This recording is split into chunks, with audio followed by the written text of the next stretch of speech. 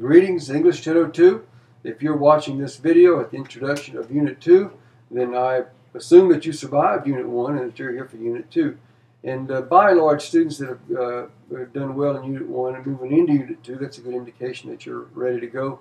There might be a few of you that kind of struggle with the routines, and Unit 2 will really be telltale for you whether or not you can succeed with the routines and the requirements of the course. I want to go over a few of the features of Unit 2 that will be a little different from Unit 1. Unit 1 is important and valuable because you learn the routines of the class, the peer review and response, particularly the reading quiz, the reading assignments. All of that's repeated for Unit 2, very much in the same pattern. There are some additions in Unit 2 that are going to be different. One is going to be a corrections assignment. Every essay that you turn in from now until the end of the course is going to need to be corrected for errors in grammar and mechanics. I will return your diagnostic essays to you over the course of the week with your grammatical and mechanical errors marked with reference codes to the Harbrace Handbook. And there's a help in Unit 2 which shows an example of how to correct papers and also provides an example of a marked paper. The corrections for the diagnostic essay will be due by the end of Unit 2. So you'll need to put that squeeze that into your routine, your time management. I will endeavor to get the marked papers back to you by Thursday night during Unit 2. And that will give you the second half of the unit to do the corrections. If you didn't make a lot of errors, it shouldn't be too time consuming. So there's always an advantage to turning in work that is relatively error-free because it makes the corrections process real simple. The corrections, by the way, it does count for a 15-point grade.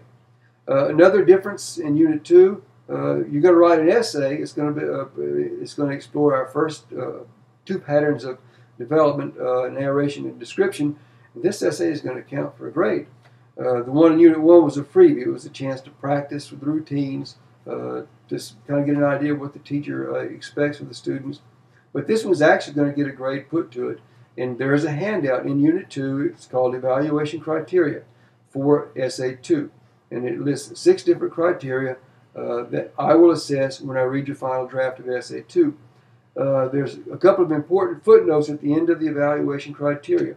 One footnote indicates that if you make a 0 or a rating of unacceptable in any of the 6 criteria, the paper cannot receive a passing grade regardless of the ratings in the other criteria. You'll need to look at the form to understand what I'm saying, but please look at that and make sure you ask questions about anything that you don't understand. The second footnote at the end of the evaluation criteria page is a warning against the consequences of plagiarism. I use 2 different resources to detect plagiarism: the Turnitin.com website, which LSUE subscribes to, and it's a brand new service. It matches student papers versus an amazing extensive database of publications from the internet, from other submitted papers, from books and magazines. It's just really kind of hard to turn in anything that's been turned in anywhere or printed anywhere without turning in, not showing it up. I also use Google searches, which are very effective in detecting plagiarism. The consequences for plagiarism on any assignment in the course: 0 for the assignment and no credit granted for the assignment. And of course, if you look at the fine print in the grading policies for the course, you have to turn in a version of every assignment that counts in order to receive credit for the course. So plagiarism, we're talking about something that is really going to, it's very crippling, and I would encourage you to just do your own work. I mean, that's basically what it's all about. I can't think of much more to add. There's a to-do list. There are unit objectives for Unit 2. You're going to get a chance to write about your personal experience and have a chance to show some descriptive flair. I posted some links to some of my blog sites where I've done some writing that provides examples of some of the types of skills that you'll want to develop as you write narration and description. And let's just leave it right there. I'll see you in the Unit 2 discussion forum.